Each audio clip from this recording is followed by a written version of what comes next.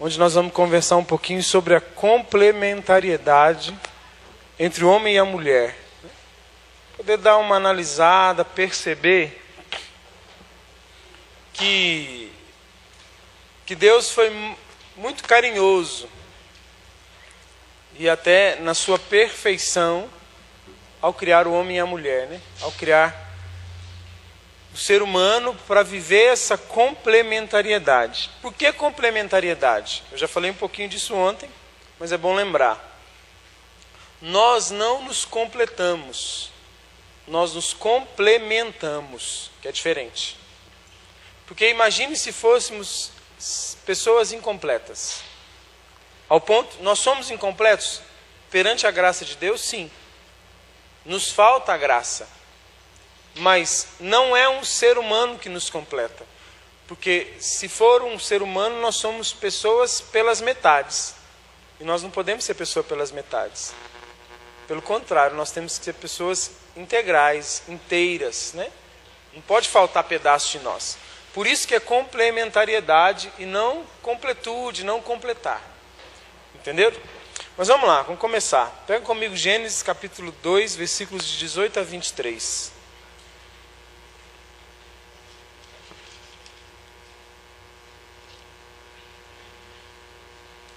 Vamos ler do 18 ao 24, para ficar mais completa a leitura. Gênesis é fácil de achar, gente.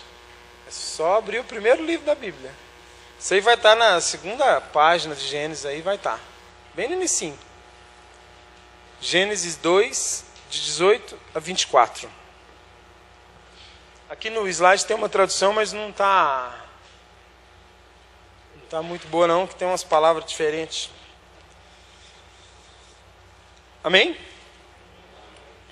O Senhor Deus disse: não é bom que o homem esteja só. Vou dar-lhe uma auxiliar que lhe seja adequada. Tendo, pois, o Senhor Deus formado da terra todos os animais dos campos e todas as aves do céu, levou-os até o homem para ver como ele os havia de chamar. E todo nome que o homem pôs aos animais vivos, esse é o seu verdadeiro nome. O homem pôs nomes a todos os animais, a todas as aves do céu e a todos os animais do campo.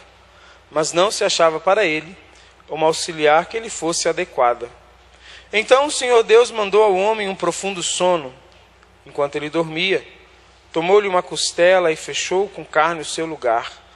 E da costela que tinha tomado do homem, o Senhor Deus fez uma mulher e levou-a para junto do homem. Eis agora aqui, disse o homem, o osso de meus ossos e a carne de minha carne.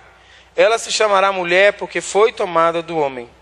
Por isso o homem deixa seu pai e sua mãe, para se unir à sua mulher, e já não são mais que uma só carne. Palavra do Senhor. Não é bom que o homem esteja só. Vou dar-lhe uma auxiliar que lhe seja adequada. Né? Há algo que é adequado para o homem. De onde que Deus tira a auxiliar do homem? Da costela, né? Da costela do homem. Interessante, porque Cristo é o esposo, o homem também é o esposo, certo? Porque Cristo quer se casar conosco. Quem é a esposa de Cristo? A igreja. Quem é a igreja? Nós. A esposa do homem é a mulher. Você sabe onde começou a igreja? Quando começou a igreja? Sabem? Antes, né? Jesus começou a igreja, mas quando é o início da igreja? O início, assim, é o início da igreja.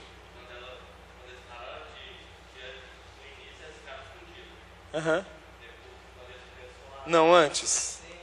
É Jesus, ainda Jesus estava aqui, né? Jesus estava vivo. Na verdade, ele já não estava vivo mais, né? Assim como Adão dormiu, no momento que a igreja começou, Cristo também estava morto, dormindo. Não sabem? Quando Cristo está crucificado e já está morto, e eles vão conferir que ele está morto, o soldado pega uma lança e fere o lado de Jesus. E aí jorra sangue e água. Ali começou a igreja, teologicamente. Porque a igreja ela é formada pelo batismo, né? A iniciação cristã, que é a água que jorrou do peito aberto de Jesus, e pelo sangue do Senhor que nos redimiu. A igreja é um lugar onde nós iniciamos a nossa fé e onde nós somos redimidos. Então a igreja começou no momento que Cristo é ferido, o lado aberto na cruz. Ele estava dormindo, ou seja, morto, e a costela dele foi ferida. Olha que interessante. Deus pega a esposa do homem da costela do homem. Deus pega a esposa de Cristo da costela de Cristo. Cristo quer se casar conosco. Você precisa entender isso. Tudo se resume nisso. Cristo quer se casar conosco. Mas vamos lá, daqui a pouco a gente fala mais disso. Continuando. Bom, homens e mulheres são iguais? Sim ou não?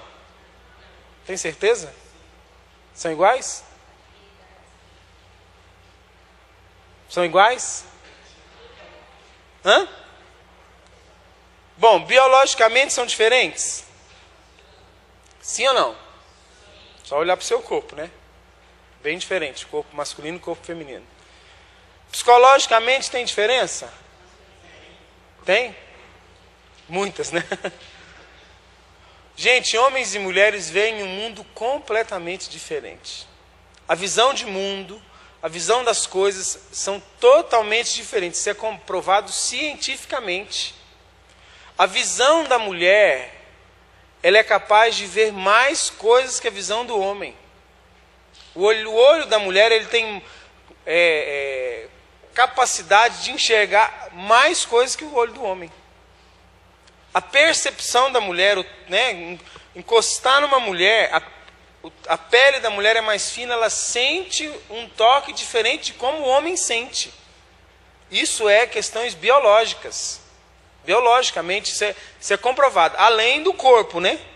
Do corpo biológico, corpo físico, isso é totalmente diferente. E essas diferenças são para nos complementar. São para a gente poder viver uma harmonia.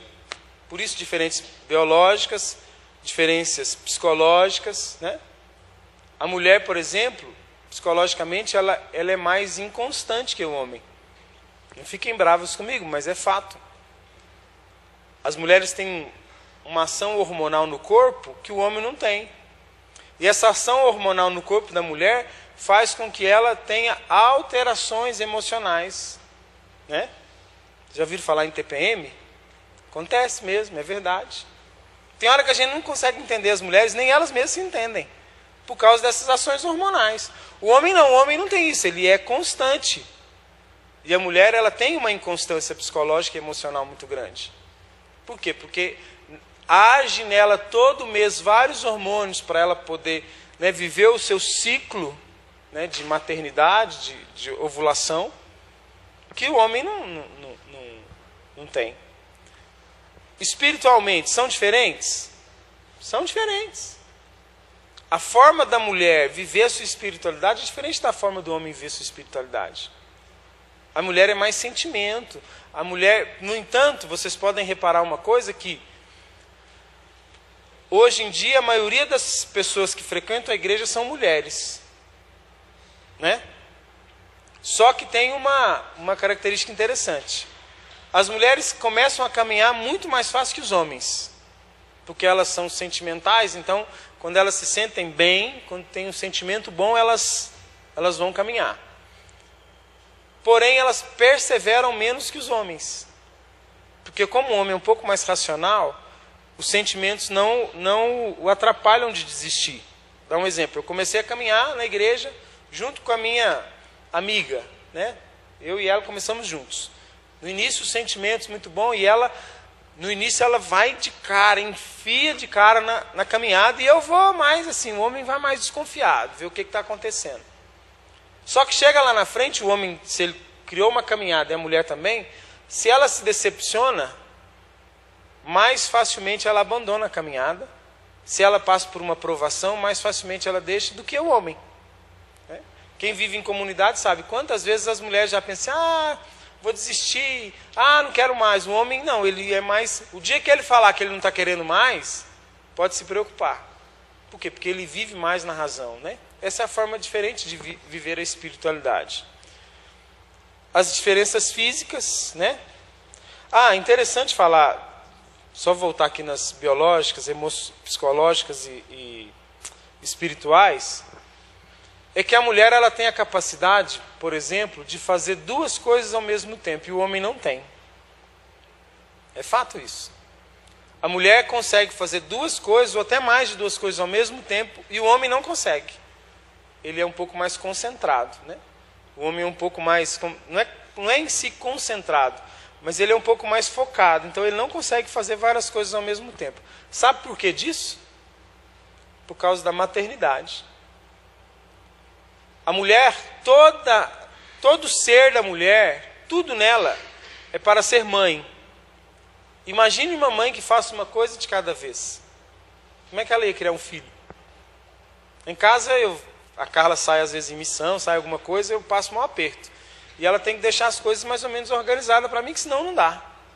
Porque são 4 meninos, aí tem que fazer dever, fazer almoço, dar banho, e tudo na mesma hora, né? Enquanto você está fazendo almoço, tem que estar ensinando dever, tem que estar pondo um para tomar banho. Ela faz isso tranquilamente. E eu não. Eu é assim, o almoço tem que ficar mais ou menos adiantado para mim, porque a hora que eu for mexer nas panelas, não posso sair dali, que senão vai queimar tudo. Porque se eu distrair com o dever, a hora que eu voltar, não tem comida mais, né? Ou se eu me distrair com a comida, o menino fica sem fazer dever. Mas, claro, eu tenho que me esforçar para tentar fazer o máximo. Mas é uma característica feminina. Por exemplo, a mulher vê detalhes que o homem não vê. Já viu aquela mulher que chega lá, que acabou de cortar meio centímetro no cabelo, e quer que o marido ou o namorado repare. Só que ele não consegue ver meio centímetro. Mas a outra amiga viu. Não é assim? Você cortou o cabelo, né? Aí ela fala assim, mas nem percebeu. Não, percebi, meu bem. Porque eu não tinha falado ainda. Né?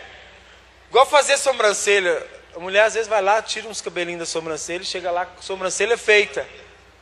Para mim, às vezes, não mudou quase nada. Mas ela fez a sobrancelha, né? E ela tem capacidade de ver esses detalhes que nós não damos conta de ver detalhes, né? De perceber coisas que não está ali, está muito ligado à missão que a mulher tem, de ser mãe, né? Interessante que, até passar para frente, por exemplo, as diferenças físicas, né? E genitais, as diferenças de órgão reprodutor, cromossomo X, Y, tudo isso são diferenças, né? A mulher, ela é uma portadora de sentimentos.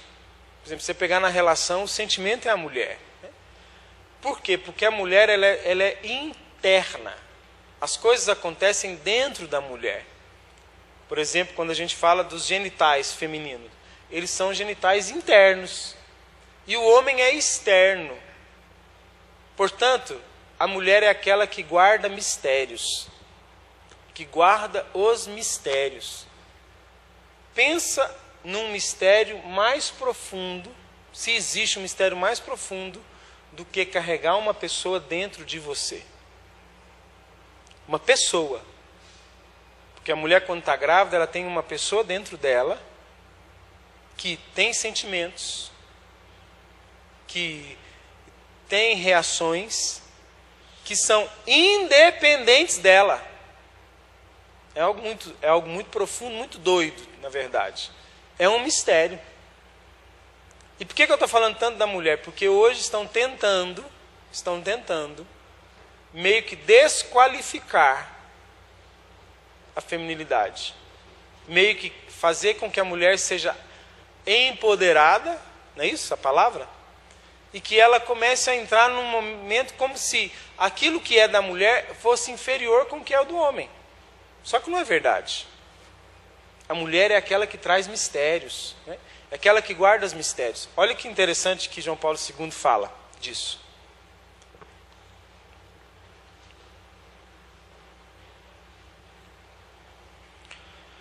No Cântico dos Cânticos, O esposo demonstra o caráter genuíno do seu amor, sobretudo quando diz: és um jardim fechado, minha irmã, minha esposa, uma nascente fechada, uma fonte selada. João Paulo II observa que essas metáforas permanecem em uma relação muito estrita com a união em uma só carne. E assim ajuda a entender o seu mistério, especialmente aquele aspecto do mistério revelado através da mulher. Do mistério revelado através da mulher. Mulher, você que está aqui, você é alguém que traz em si mistérios.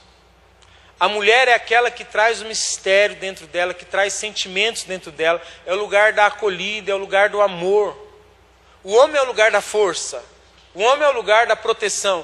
Mas a mulher é aquela que traz em si mistérios. E muitas das vezes hoje estão tentando fazer com que a gente esteja iguais em tudo. Homens e mulheres são completamente diferentes. Não dá para a gente pensar que somos iguais. E eu estou valorizando a mulher porque tem tentado colocar para nós como que a missão da mulher, como que a vida da mulher, como que ser mulher fosse algo inferior. E não é. Quanto mais feminina você for, quanto mais mulher você for, mais capaz você vai ser de amar e de ser amada. Mais capaz você vai ser de se encontrar sua realização. Quantas pessoas frustradas porque não conseguem entender a natureza que Deus criou do ser humano, homem e mulher, para se complementarem. Não caia nessa de achar que, mas a mulher tem que ter os mesmos direitos que os homens. Fato, isso é fato, né? Nós vamos falar daqui a pouco que somos iguais em dignidades, né? Somos iguais em dignidade, direitos são iguais. Mas para que querer ocupar o lugar um do outro? Para que querer fazer o que o outro faz? Para quê? Sendo que nós temos em nós uma natureza para vivermos aquilo que Deus pensou de nós. Aquilo que Deus pensou de você. Guardião de um mistério. Esse mistério, ele tem um nome maior de todos, chama-se maternidade. Não sei se você sabia, tanto você rapaz quanto você menina, tanto você homem quanto você mulher, que todo o corpo feminino, todo ele, tanto na sua anatomia, quanto na sua escultura, quanto todos os seus órgãos, ele foi preparado para uma coisa. Você sabe para que é? Para maternidade. Os seios é para maternidade. Dentro da mulher, todo o corpo dela é para a maternidade. Para isso. Eu falo assim, nossa senhora, mas hoje em dia as mulheres têm que ter o direito de escolher, claro. Mas hoje em dia a maternidade já não é coisa tão valorizada. Está errado.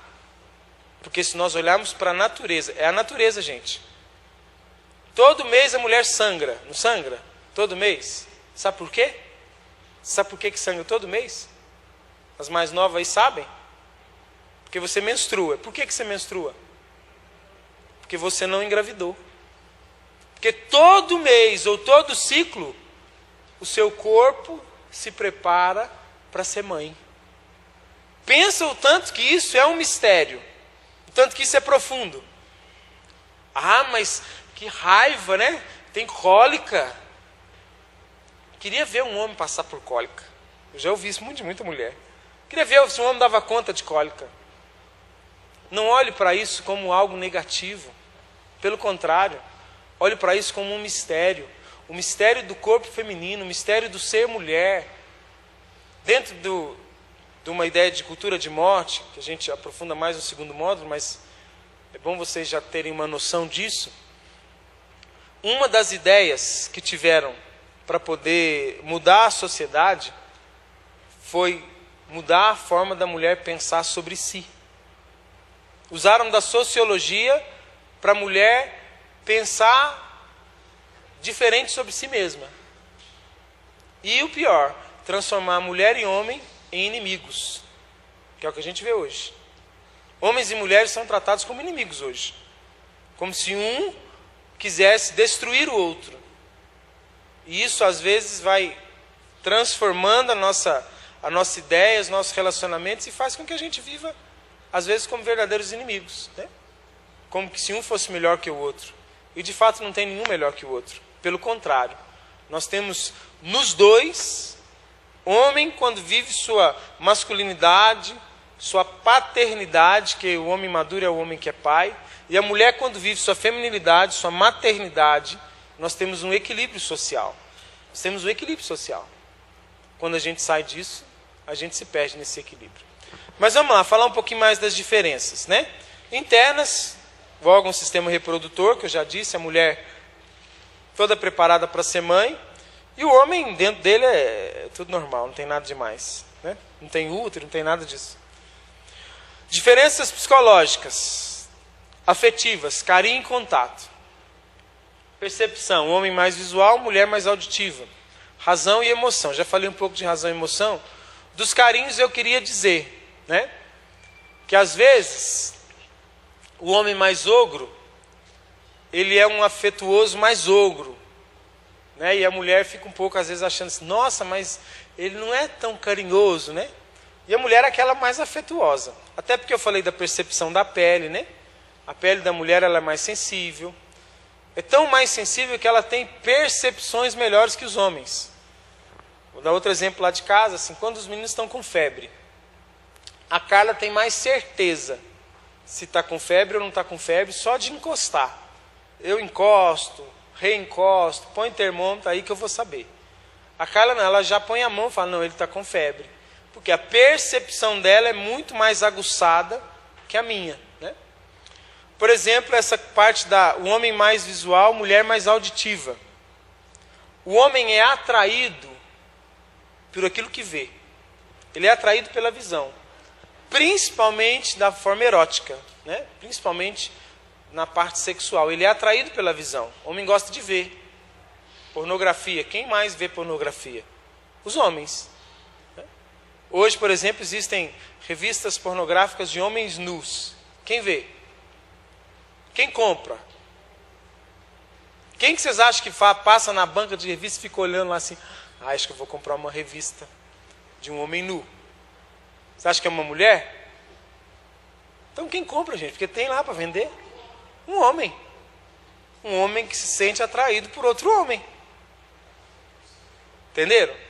Por quê? Porque fisiologicamente, emocionalmente, continua sendo homem, mesmo que tenha atração por outro homem. E aí continua tendo atração por aquilo que vê. A mulher mais aquilo que ouve, né? Por isso que esses caras que têm um bom papo, esses caras enrolam as mulheres tudo. Porque a mulher, ela se sente assim, quando ela escuta algo bonito, algo belo, né? O cheiro também, a mulher tem uma capacidade de sentir cheiro muito maior do que a do homem. Quantas vezes a Carla fala com isso, que cheiro de não sei aonde, eu falo, eu não sei nem o cheiro que está aqui, nem eu não sei de onde, eu não sei que cheiro que é. Já escutaram a mulher falar isso? Que cheiro que é esse que você está? Eu falo, sempre. Não, está um cheiro diferente. Não é assim? Não é isso a mulher? E aquilo que ouve também, a mulher... Homem, gente, quando chega para conquistar uma menina, ele não quer ouvir nenhuma palavra dela. Desculpe as mulheres, mas ele não está nem aí pelo que ela vai falar. Ele está atraído por aquilo que ele está vendo. Somente o homem do mundo. E a mulher não, aí o homem tem que falar, conversar, né? Dar uma enrolada nela para ver se conquista. E se a mulher não falar nada, para o homem faz pouca diferença, no primeiro contato, claro. Por quê? Porque o que atrai o homem não é aquilo que ele escuta e nem aquilo que ele cheira, nada. O que atrai ele é aquilo que ele vê. É a visão do homem que o atrai, né? O homem gosta de tocar, a mulher gosta de ser tocada. Mais do que de tocar, né? O homem, ele se sente até excitado só de ver. E a mulher, para se sentir excitada, ela vai ter que, muito mais do que ver, ela vai ter que viver muitas coisas para isso, né? Mas daqui a pouco a gente vai falar disso. Razão e emoção eu já disse, né? As diferenças espirituais é ser homem e ser mulher, a missão do homem e da mulher, que a próxima palestra nós vamos falar disso, então não vou aprofundar. A grande sacada para vocês entenderem o que é ser um homem e uma mulher madura é isso aqui, ó. Um homem, ele expressa maturidade quando ele consegue ser um bom pai. Mulher expressa maturidade quando consegue ser uma boa mãe. Isso é o maior grau de maturidade que nós podemos alcançar. A paternidade e a maternidade. Mesmo quem não tem filho biológico. Se a pessoa tem uma maturidade capaz de ser pai e ser mãe, essa pessoa, ela alcançou sim um nível de maturidade bom. Não quer dizer que seja pai e seja mãe que tenha. Porque tem muito pai e mãe que não tem maturidade. Mas a maturidade, qual que é a minha meta como homem? A minha meta como homem é me tornar um bom pai. Mesmo aquele homem que não se casa, mesmo o sacerdote, mesmo o celibatário, por quê? Ele vai viver uma paternidade espiritual. Mas essa é a meta. E essa é a meta da mulher. Né? A capacidade de ser. Porque a capacidade de se doar, a capacidade de amar, a capacidade de assumir responsabilidades. Isso é que está em mim. E essa referência é muito importante. Uma família, ela consegue equilíbrio quando tem as referências muito bem vistas, muito bem definidas, do pai e da mãe. E essa é a maturidade masculina e feminina. Bom, por que somos tão diferentes?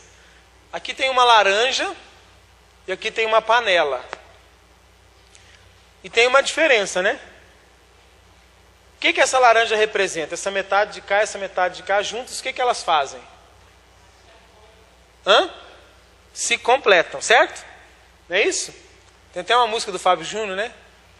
A metade das laranjas. Não é assim? Não tem? Vocês conhecem? Pode cantar, gente, não tem problema não. Não é assim a música? Então isso é mentira. Não é verdade. Nós nos complementamos. Todos nós, tanto homem como mulher, somos panelas. Não é que um é panela, outro é tampa. Todos nós somos panelas. Eu sou panela, a Carla é panela. Só que para mim a Carla é tampa. Para a Carla eu sou tampa. Por quê? Panela funciona sem tampa? Funciona. Você faz tudo sem tampa. Pode demorar mais, não pode? Você vai cozinhar um arroz. Se você não tampar, ele vai demorar mais. Mas você cozinha um arroz, não cozinha? Tudo você faz sem tampa. Então a panela, a tampa é o quê? Um complemento. A tampa não é uma necessidade, né? Agora, claro, a tampa sem panela, aí é só para abanar mesmo que serve. Para mais nada. Ela não cumpre a missão dela. Mas por quê? Eu sou panela. Eu olhando para mim, você olhando para você, você precisa se ver como panela. Consigo fazer com que a minha vida ande, consigo ser santo, consigo ser de Deus, mesmo não estando com ninguém. Eu sou panela. Mas eu na vida do outro, eu não sou panela. Eu sou tampa. Ao ponto de a Carla dar conta também de viver a vida dela sem mim. Porém, eu posso ser uma tampa que vai complementar, né? Que vai fazer as coisas acontecerem mais rápido, que vai ajudar naquilo. E ela vai ser tampa na minha vida para isso também. Isso é complementariedade, né? As nossas diferenças servem para isso. E, gente, é muito importante saber as diferenças. Sabe por quê? Tem tanta gente que briga por causa disso. Porque, por exemplo, uma das diferenças é que o homem é muito objetivo e a mulher é muito detalhista. Por exemplo, depois desse encontro, qualquer rapaz que chegar em casa e alguém da casa dele perguntar como que foi o encontro, você sabe como vai ser a resposta dele? Foi bom. E se perguntar para uma mulher? Você não acredita não? Sabe quem estava lá? Mas você não tem noção como é que estava o encontro. Foi bom demais. Não é assim? E aí o casal, quando se casa, quem já é casado, o marido chega em casa do trabalho, a esposa fala assim, como é que foi hoje, meu bem? Normal. Aí ela fala assim, nossa, mas você não quer me contar. O que está acontecendo de errado que você não quer me contar o que estava acontecendo lá? Né? E aí o marido pergunta para a esposa, e aí, meu bem, como é que foi hoje?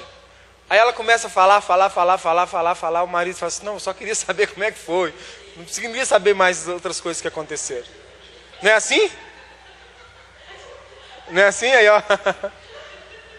Gente, eu vivo isso na minha casa. Eu tenho um filho homem só e 3 meninas. E 2 meninas já estão na escola e o Lucas também. Todo dia a gente tem o costume de perguntar para eles como foi a escola, até para a gente saber o que aconteceu. A resposta do Lucas todo dia é assim, normal. O dia que acontece alguma coisa, ele fala assim, não, mas hoje não foi muito bom não. Aí você tem que ficar puxando a língua dele para ele contar o que não foi bom. As meninas não, sempre tem um caso da escola. Todos os dias tem um caso. Papai, você não acredita não, o fulano da minha sala hoje, você não acredita não, o professor xingou ele. Aconteceu isso lá. A Luísa, papai, o fulano bateu na fulana lá na sala, que é os pequenininhos, né? São um pouco mais agitados, né? Todos os dias elas contam um caso. Isso é a forma da mulher se expressar. Por que eu estou falando isso? Porque o homem precisa, aí viu André, vou te comprometer. O homem precisa ser um pouco mais participativo, um pouco mais falador, e precisa se esforçar para falar mais. E a mulher precisa também entender o homem. Então, ou seja, tem que haver uma renúncia das duas partes. O homem nunca vai chegar a ser como uma mulher. E a mulher também nunca vai conseguir ser como um homem. Só que os dois têm que se esforçar para ser um pouco melhor, né? Por exemplo, a mulher, ela tem uma percepção das coisas mais fácil que o homem. Por exemplo, se ela vê alguma coisa acontecendo, por exemplo, vamos pensar num casal que vai numa festa. Se tem uma outra mulher que olha para o marido dela, ela já sabe que aquela mulher olhou para o marido dela de forma errada. O marido nem viu, porque a percepção dele é diferente, né? Assim, por exemplo, quando a mulher está chateada com alguma coisa, e o marido chega em casa, ou o namorado, e fala com ela assim, tem alguma coisa, meu bem? Ela fala, não, mas ela está chateada. Não, se ele não insistir, ele não vai saber. Só que quando ela fala não, ele fica tranquilo, não, então não tem nada. E aí quando ela insiste muito, sabe o que ela responde? Vai falar que você não sabe. Não é assim? Vai falar que você não sabe o que tem. Por que eu estou com raiva? E sabe o que é a verdade? Ele não sabe. Ele não sabe. Porque nós não temos a mesma percepção. Quantas e quantas vezes o casal demora um tempão para resolver um problema porque a mulher quer que o homem adivinhe o que ela está sentindo. Não é assim? Não é assim? O homem tem que tentar adivinhar, claro, né? Fica chutando, fica pensando, vamos pensar. Será que eu fiz isso, meu bem? Será que eu fiz aquilo, né? Mas só que ele nem sempre sabe, a percepção dele é diferente. A percepção dele é diferente, né? A forma dele é diferente. Assim no diálogo, né? Quantas e quantas vezes a mulher quer bater um papo com o marido e o marido só dá a resposta de uma palavra. Já viu um homem que dá a resposta de uma palavra? Sim, não, talvez, quando faz né? E a mulher contando um caso, aí ela fala, você não quer conversar comigo? Claro que o homem tem que se esforçar para conversar mais, para ser um pouco mais amigo, mas ele tem uma natureza mais concentrada. A mulher, por exemplo, ela fala antes de pensar. Toda mulher é assim, porque ela age na emoção. A emoção do momento, ela fala, depois ela pensa, para que eu falei isso? Não é assim?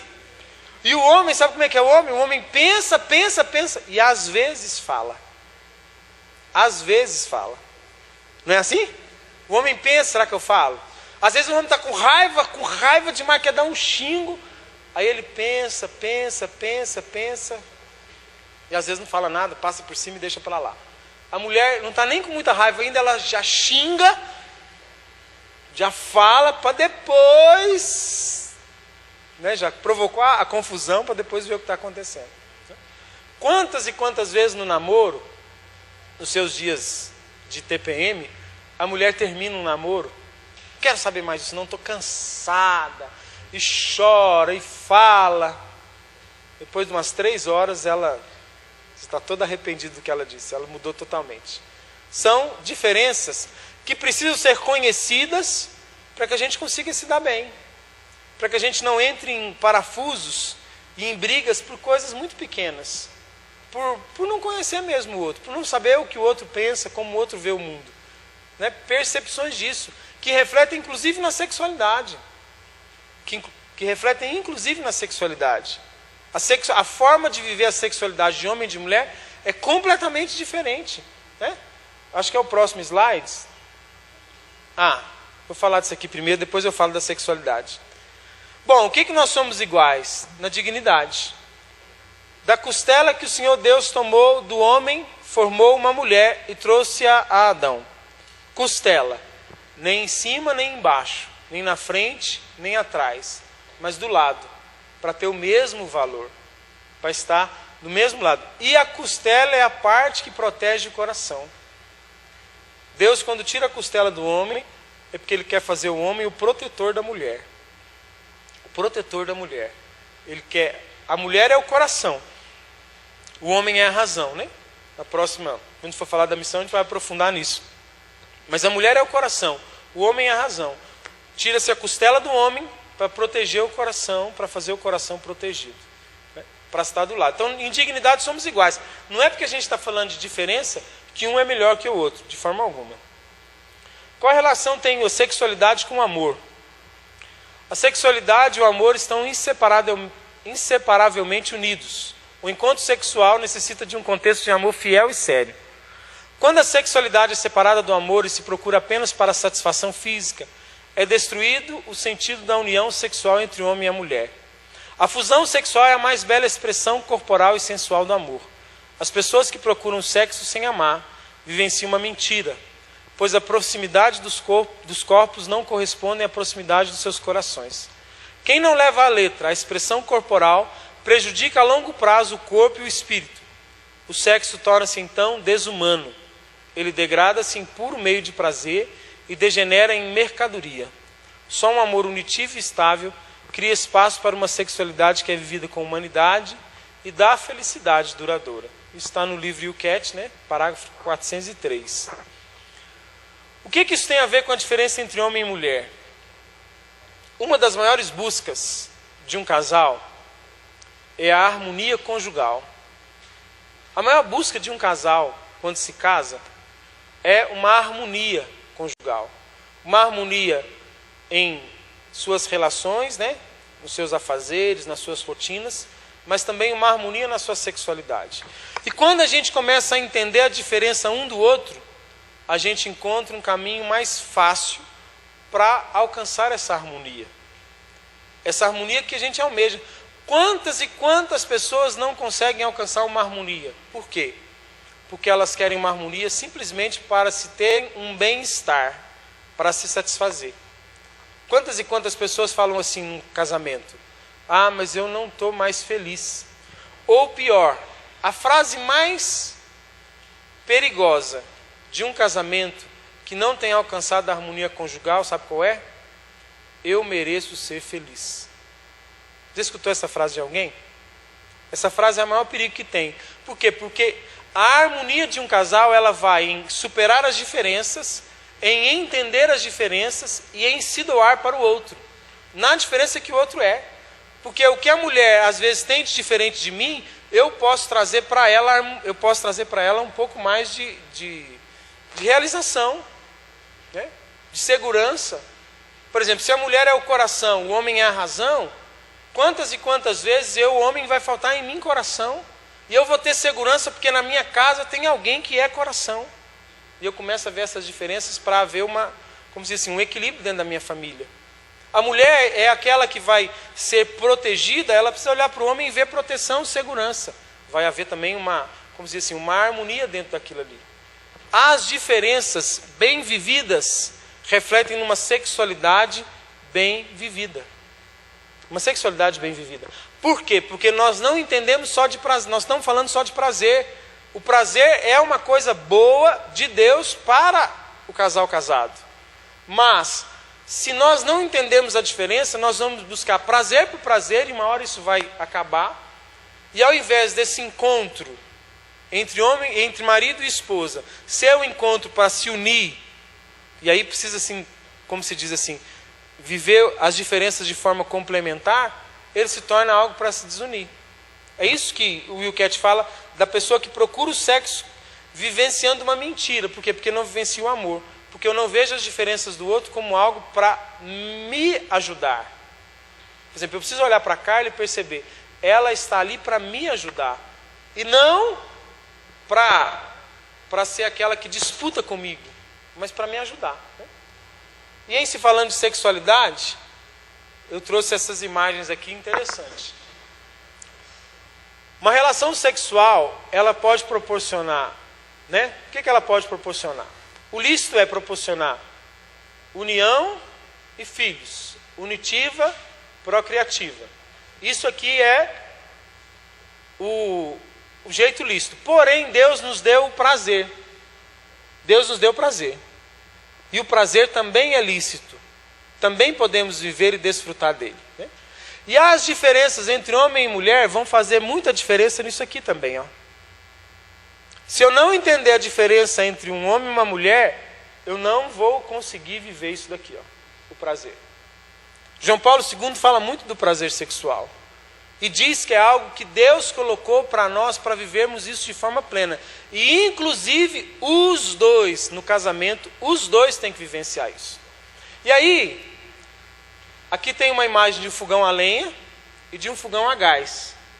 O que representa isso aqui para vocês? O que vocês acham? Um fogão a lenha e um fogão a gás. O que você acha, André? Pode falar. Você não acha, né?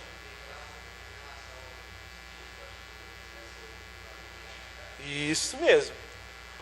Na sexualidade, a mulher é um fogão a lenha, o homem é um fogão a gás.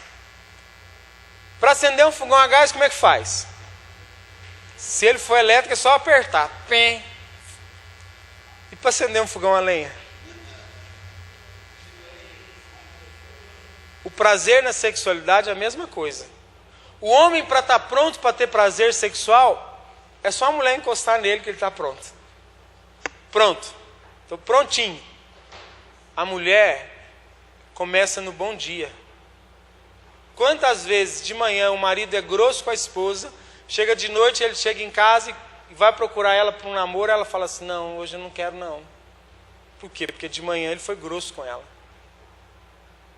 Acender um fogão a lenha tem que soprar, tem que abanar, tem que pôr palha, e vai, e vai, e vai.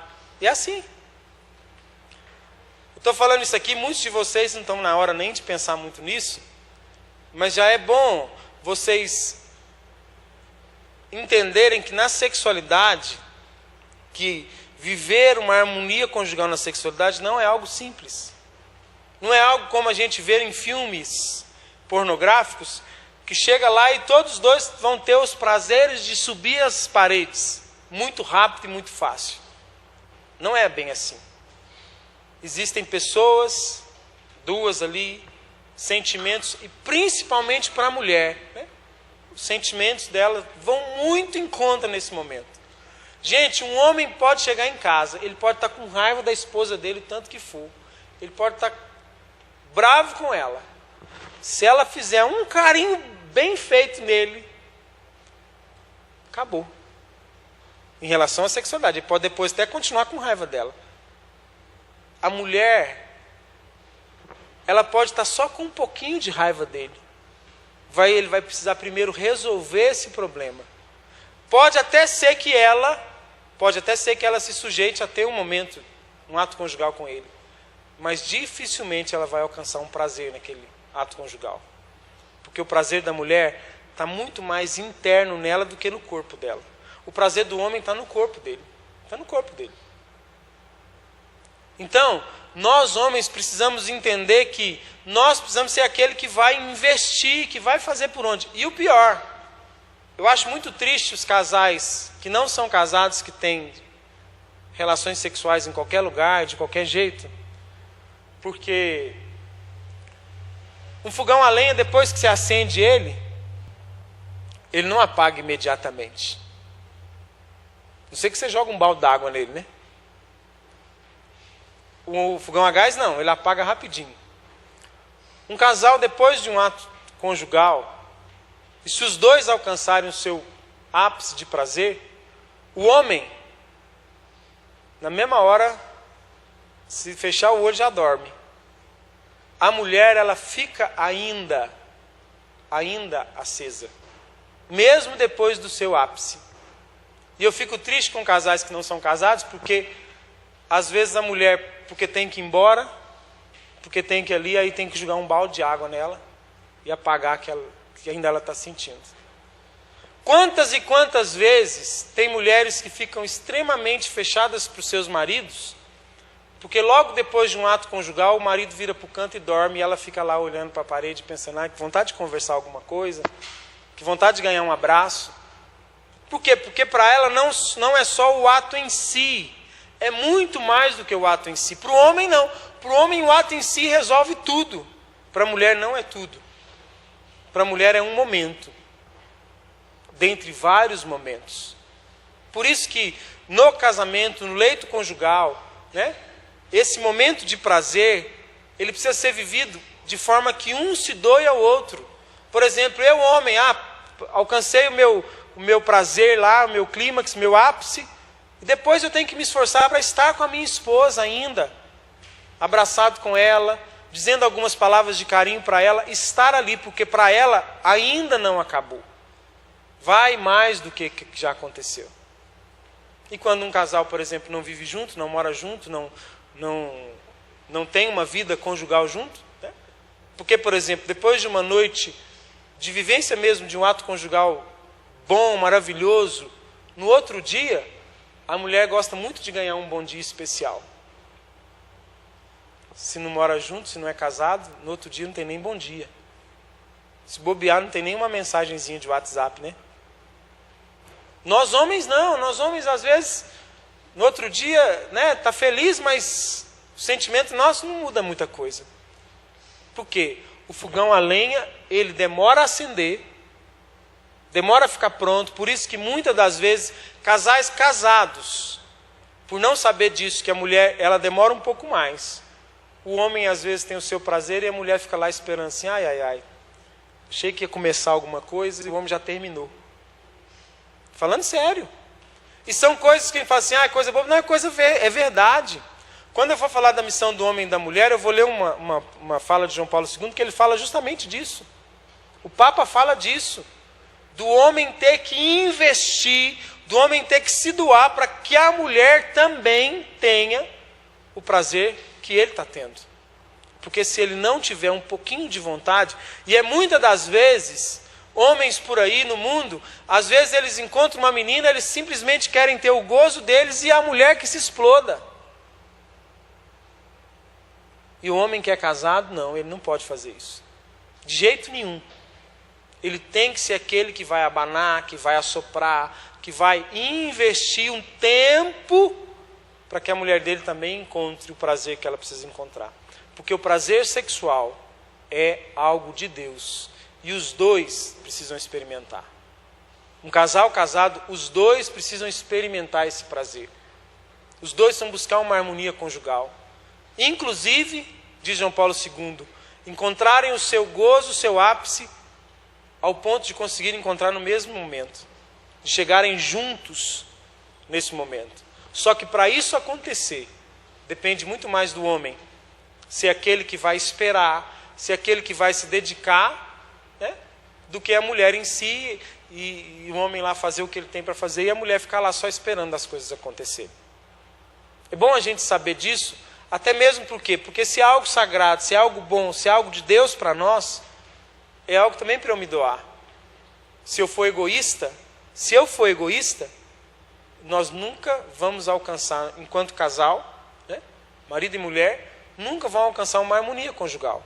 A harmonia conjugal, ela vem fruto de uma doação, de ser dom para o outro. Senão nós nunca vamos alcançar essa harmonia conjugal. Que a gente possa entender as diferenças para nos complementar. E também para alcançarmos uma harmonia enquanto casais. Eros e Etos. O matrimônio é lugar de encontro do Eros com o Etos e de sua recíproca interpretação no coração do homem e da mulher, como também em todas as relações recíprocas. Aqueles que, como cônjuges, segundo o eterno desígnio divino, se unem a ponto de se tornarem, em certo sentido, uma só carne, são também, por sua vez, chamados, mediante o sacramento, a uma vida segundo o Espírito. Eros é o amor erótico, é o amor de atração. E Etos é a moralidade, é algo lícito moralmente. O matrimônio é o lugar onde nós vamos viver o amor erótico, onde nós vamos viver todo o erotismo da nossa vida, onde nós vamos poder desfrutar da sexualidade prazerosa, porém, com etos, ou seja, com uma moral lícita, com uma moral verdadeira. Precisa ser esse encontro das duas coisas, né? E se tornar uma só carne é também mediante o sacramento e uma vida no Espírito. Ontem nós lemos a história de Sara e Tobias. O que eles fazem antes de ter o seu primeiro ato conjugal? Eles rezam. É muito bonito quando a gente encontra casais que entendem que aquele momento de prazer, de gozo, de união, do ato conjugal, também é um lugar de encontro com Deus. Também é um lugar de encontro com Deus. Deus se faz presente ali. E precisa se lembrar dele. É preciso, depois de um ato conjugal, se foi bom, quem sabe os dois não agradecer a Deus por aquele momento. Os dois, não, antes de começarem, não clamar a presença do Espírito Santo naquele momento, para viverem algo mais do que físico, algo que transcende a pessoa no encontro com Deus. Não existe ninguém que possa nos levar a um êxtase tão grande como Deus.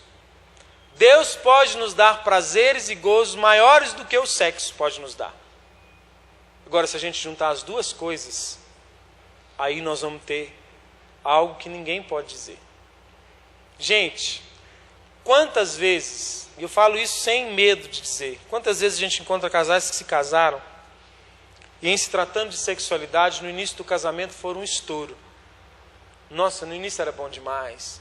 No início foi assim, até porque vem do namoro já com uma vida sexual ativa, né?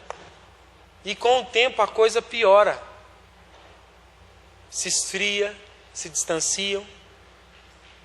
A gente encontra casais assim. Só que o casal que traz Deus para a relação é o contrário. Parece loucura, mas é o contrário. Eu falo de mim, eu tenho 12 anos de casado. Hoje a minha vida conjugal é muito melhor do que há 5 anos atrás, do que há 8 anos atrás. Por quê? Porque cada dia que passa se cria uma cumplicidade maior, cada dia que passa se cria uma intimidade maior, e isso é fruto de uma vida em Deus. Quando João Paulo II fala que é viver uma vida segundo o Espírito, é porque ele fala justamente isso. Ah, mas cai na rotina. Quantas vezes a gente escuta um casal, caiu na rotina? É muita coisa. Depois que a gente arrumou menino, né? E, gente, isso é mais comum do que a gente vê. Quantos casais depois dos filhos se distanciam? Tem poucos momentos de namoro, de ato conjugal. Mas porque não tem uma vida no Espírito. Porque se eu estou em Deus e eu estou pronto a me doar, e eu me torno dom, esse dom vai ser sempre desfrutado pelo outro. Agora, se eu estou sempre querendo prazer, realmente, depois de um tempo, o prazer se torna algo monótono. Porque prazer se torna monótono. Como eu disse, prazer não tem fundo. Aí o casal começa a querer inventar alguma coisa, o casal começa a querer fazer outra coisa, o casal começa a querer criar fantasia, começa a querer criar coisas que não existem, para tentar trazer de novo algo que não está fora deles, mas que está dentro deles. Que não está fora, que está dentro. Se você se dispor a se casar com alguém e a viver uma vida em Deus, Deus tem para você, segundo João Paulo II, segundo o que ele diz, Deus tem para você uma vida de cada vez mais experimentar e vivenciar um êxtase. É isso que Deus tem para nós. De algo ser crescente e não decrescente. Os casamentos hoje em dia, você pode perguntar a pessoas que não vivem uma vida no Espírito, eles vivem um casamento decrescente na sua sexualidade. Quem vive uma vida no Espírito, vive uma vida crescente. Por quê? Porque cada vez mais que Deus vai agindo na nossa vida, mais Ele vai nos capacitando a se doar pelo outro. E quanto mais eu me dou pelo outro na sexualidade, mais há um encontro mais harmonioso entre o casal. A harmonia conjugal é algo que se conquista cada vez mais com o tempo. Quando o casal não busca essa harmonia em Deus, ele vai se perdendo nisso. Quantos e quantos casos de pessoas próximas de nós, né? A gente encontra, por exemplo, casais amigos, casais parentes, que depois que tem um filho, por exemplo, o filho começa a dormir no quarto e depois o casal não se distanciou. Aí tem atos conjugais assim, o dia que faz uma viagem, o dia que é uma data especial, algo muito esporádico na vida deles. Me dá uma dó, de verdade. Uma dor no coração. Você que é solteiro, sonhe com uma vida conjugal em Deus, no Espírito, como diz João Paulo II. E como que é uma vida conjugal no Espírito?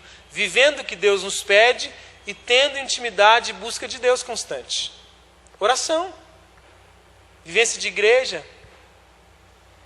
Se case com alguém que ame mais Jesus Cristo que ame você. Se case com alguém que ame mais Jesus do que ame você. Porque aí sim você vai conseguir viver uma vida no Espírito. Não se case com alguém que só te ame. Coloque essa condição, que ele ame mais Jesus, que ela ame mais Jesus do que eu. Porque aí ele vai conseguir viver uma vida no Espírito. O Eros necessita de disciplina, de purificação, para dar ao homem não prazer de um instante, mas uma certa amostra do vértice da existência, daquela beatitude para que tende todo o nosso ser. Isso não é rejeição do Eros, não é o seu envenenamento, mas a cura em ordem à sua verdadeira grandeza. O homem torna-se realmente ele mesmo quando corpo e alma se encontram em íntima unidade. O desafio do Eros pode considerar-se verdadeiramente superado quando se consegue essa unificação. O encontro da corpo e alma. Corpo e alma. Nós não somos só um corpo. Nós somos corpo e alma. Não somos